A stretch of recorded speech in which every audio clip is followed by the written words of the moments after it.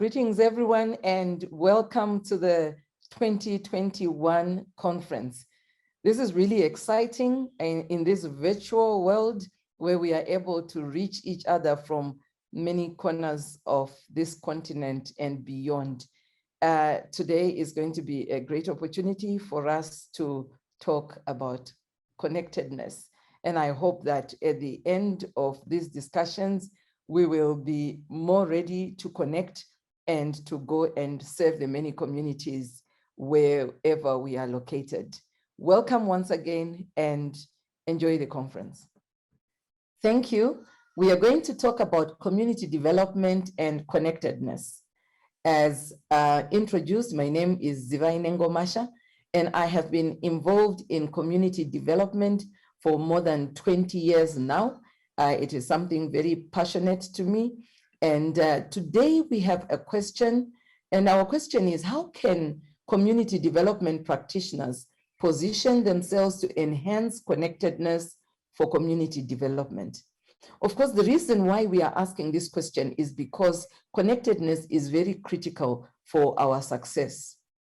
So as a way of introduction, we will look at a few definitions. The United Nations defines community development as a process where community members come together to take collective action and generate solutions to common problems.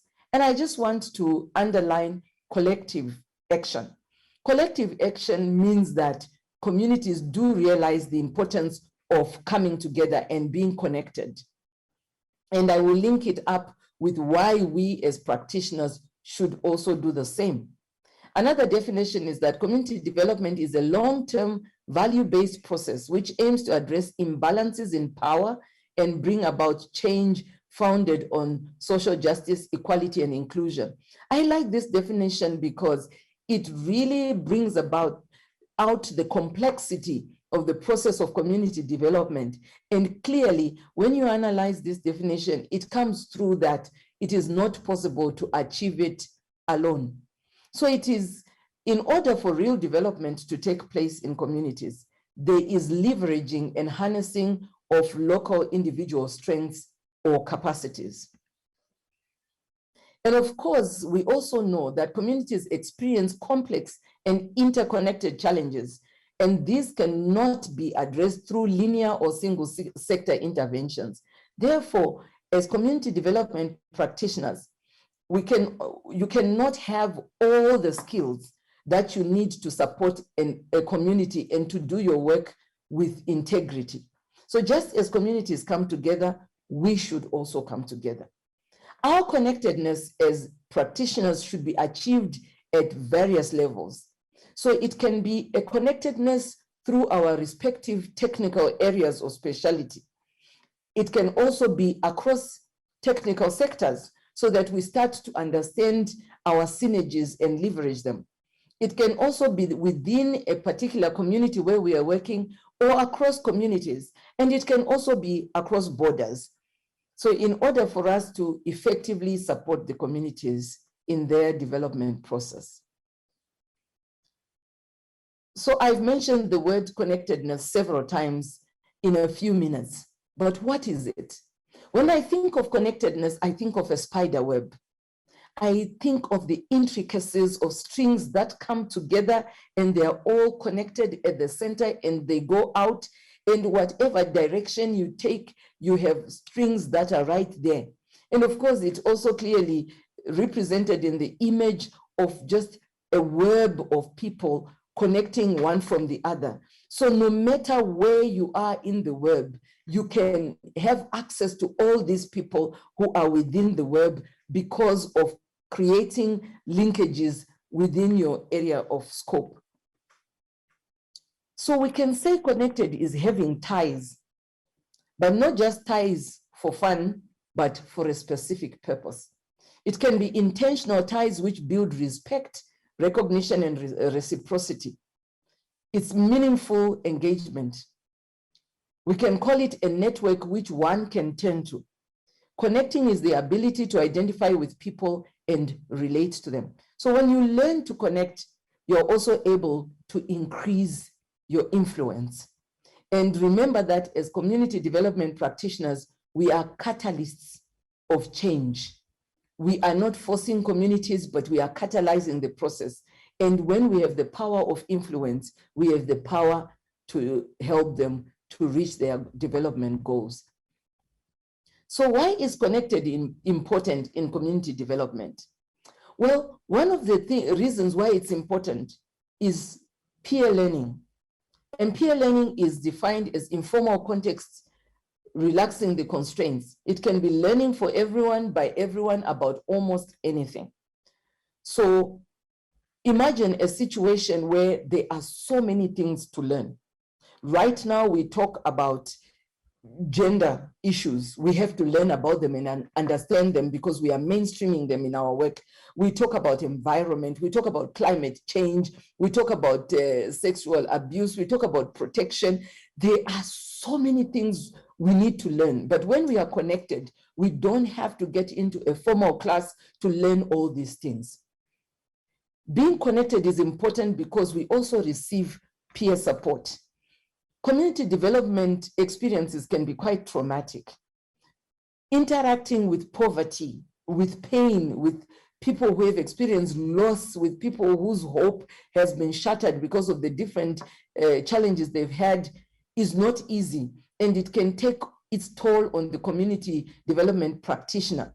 But when we are connected to those who are doing the same work as we are, we provide each other with support, and we can also complement each other's efforts. In fact, the isolation of a community development practitioner may mean limited chances of learning. Why is it important again? We get a chance to learn key values and how to relate these to our roles and our actions. There are certain values that we are supposed to uphold whenever we are working in the community. And yes, a lot of us have had knowledge about these values, but when we now interact with the realities and complexities of communities, it might be difficult to know how best do we put this into practice. But through interacting with others, through being connected, we learn about these things. And we also get peer support and acquire skills to bring about change, which is founded on social justice, equality, and inclusion. And of course, when you are confronting issues of injustices, of inequality, and of exclusion, there are implicit and explicit demands. And these create a lot of pressure on the practitioner. And the practitioner can only navigate this space when they are connected and they are able to link up with other practitioners to work through the different complexities. It's also an opportunity for resource transfer, whether it is technical resources or physical resources. There are also linkages with other practitioners through bi-directional referrals. If you remember the web that I showed you at the beginning. So you might not have a direct connection to person on the extreme top left, but you can actually reach them through these bi-directional referrals. And of course, when we are connected, we can amplify our impact because it means we are talking to each other about what we are doing. We are able to exchange notes and we are able to identify gaps, and together we can amplify the impact of what we are doing. And connectedness actually builds individual resilience because when we belong to a certain community of practice, we can harness our respective energies and we can be more resilient. I just want to expand a little bit on peer learning because I have found that this extremely valuable in my many years of working in international development. So there are 5 C's of peer learning. And the first one is connection, which is what we've been talking about. To build real relationships which are based on knowledge, experience, and a desire to grow. So when we connect, we want to grow and we will grow. And of course, content. We have to be very particular about the content that we want to learn, and we develop it ourselves and discuss about it.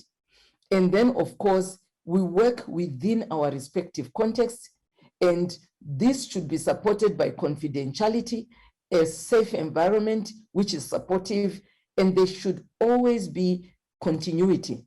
So regularity and progress, this must be consistently there. And peer learning, we can consider it as an incubator for learning, for growth, for connection, and for synergistic community, and for much greater results than if we were working alone. So Kahneman and Kruger said, currently available results suggest that those interested in maximizing society's welfare should shift their attention from an emphasis on increasing consumption opportunities to an emphasis on increasing social contacts. But how can one get connected? You need to have a very clear vision. For example, when I wanted to join IACD, I actually said, I need to join an organization which is related to community development. I need to be able to interact with others who are also interested in the same thing. I need to keep learning, and I cannot learn by myself.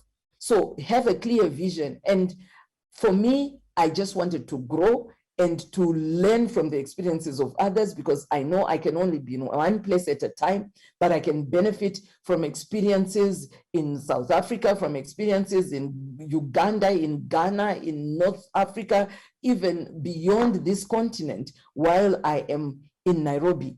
So if you want to get connected, you have to remove competition. One of the vices that has come up amongst development practitioners is we are so competitive sometimes to a point that we do not want to share what we know with others because we don't want them to be better than us. But we can only get better when we share, because when we share, what we are sharing is brought under scrutiny by fellow practitioners, and we can only improve. So in your locality, you must identify other practitioners. You can form a group. You must have clear terms of reference, and this allows you to monitor your progress. You can also use the internet to identify other groups which are of interest and join them. And you can also have an account on professional sites such as LinkedIn, where other like-minded people can find you. You need to get connected. So there is 50 Shades of Aid on Facebook. Try and look at it. A lot of ideas are being exchanged there, and there's a lot of learning. There are communities of practice. A community of practice is a group of people who share a concern or a passion for something they do and learn how to do it better as they interact regularly.